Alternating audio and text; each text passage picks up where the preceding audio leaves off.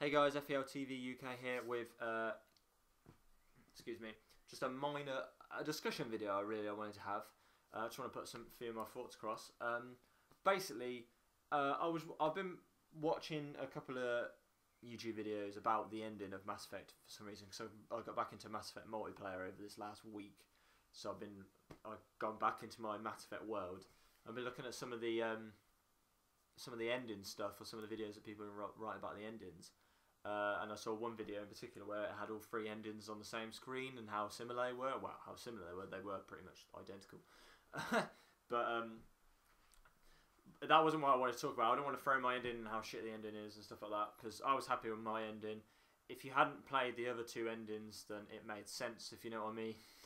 It's only when the community come together and said what endings they had did everybody then kick off and realise how lazy BioWare and EA had been. But we're not here to talk about that. I'm here to talk about possible future Mass Effect games. I've heard a lot of stupid rumours about MMOs. Personally, wouldn't play MMOs. Don't like them. They're too weird. I don't know. I just don't like MMOs. My computer isn't. I really only do videos and that on my computer. I really don't play MMOs and stuff like that. The only game I play on here is Football Manager. And then I've heard rumours as well. Only a few about a first-person shooter for Mass Effect. No, just no. There's too many first-person shooters to begin with. A Mass Effect first-person shooter would be awful, truly awful. It just doesn't work with the Mass Effect world. I don't want to look at my Mattock in close proximity. I want to see my character as well, and the powers. It'll be an interesting thing with the powers. Like if you're throwing warp or biotic charge in a first-person view, that would be very, very difficult to do. To do a biotic charge in first person would be hard. So, but yeah, basically, the main thing is I want to talk about the little scene at the end of all three endings, where you have the dad or the granddad talking to his son or his grandson or whatever about the shepherd, and they're telling basically he's told him the story of Mass Effect in the three games, which is the long ass story, and they're all about obviously they're on the planet, and the little kid says to him, "Will I ever go to the stars?" And he says, "Probably," or something along them lines, basically saying yes. And then they're on about what would he find and stuff like that, and the granddad says that there are billions of stars in our galaxy or in our system or whatever, and any one of them could have organic life, which it just made me think while I was watching it, is that a throw to another game? Are they starting another trilogy, or are they just gonna, I don't know, do a one-off game about something about rebuilding or something stupid like that?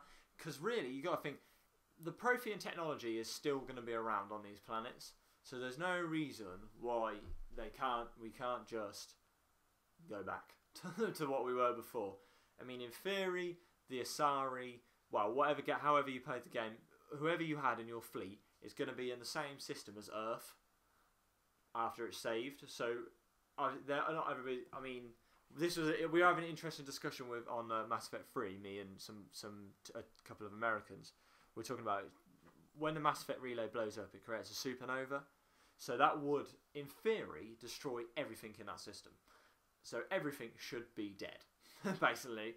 But obviously they survived on this planet with Joker or whatever. I presume that planet that them two people are talking on is the same one that Joker and Edie landed on, because I went for the Syndicate ending.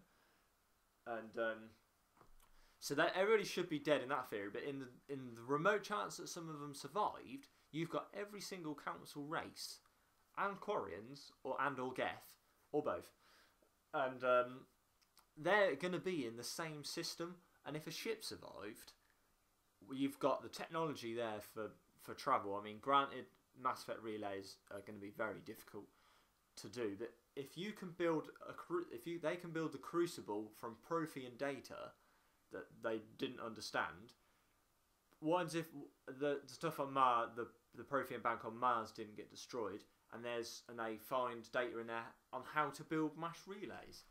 I know it was the Reapers that built the mass relays, but there's no reason why the Protheans didn't figure out how it could be built.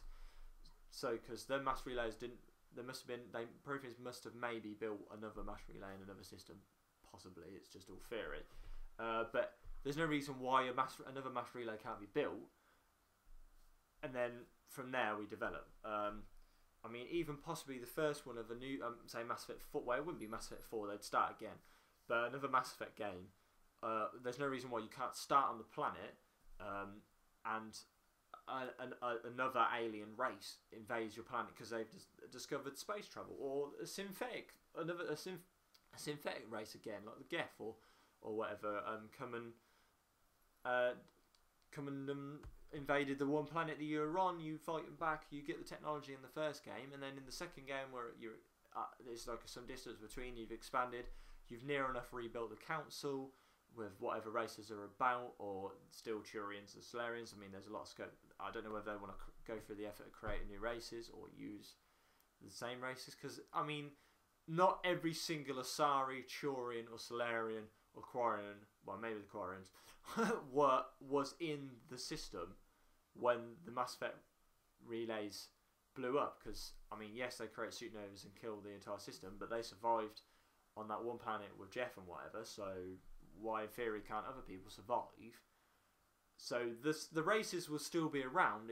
They're not linked by Mass Effect relays. They can't travel to other systems. Basically, you're stuck in your own solar system, much like Earth was for a certain time. So there's no reason why you can't, even if they want to jump like 20,000 years in the future and go from there, where technology is rebuilt with, say, up to a similar level, they discover it and it all happens again, but without the Reapers, with another threat, say. I don't know. It's all... I've been blabbering. None of that probably makes any sense whatsoever. Any idea that just pops into my head. I just felt like making a video. I've been thinking about it for a couple of days, just different things that they could do. I felt like making a video for you guys because I haven't made any for a while. I see my book review beforehand as well. And also, I've been playing a lot of Mass Effect multiplayer over the last week. I've been on holiday for a week. Well, I haven't been on holiday. I've had a week off work. I moved the Xbox downstairs, and I've been playing Mass Effect 3 multiplayer pretty much non-stop. So, yeah, I'm back in a Mass Effect sort of mindset. But yeah, that was just a couple of ideas I had. None of it makes sense. If anybody wants to listen to what I've said and piece it together and make a story out of my idea, that would be amazing. And then you would bring some sense to my own thoughts. But anyway, that's it really. I just wanted to...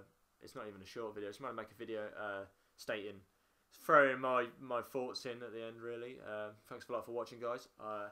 Hope you enjoy the video. If you do, don't forget to comment, like, subscribe, and all that sort of good stuff.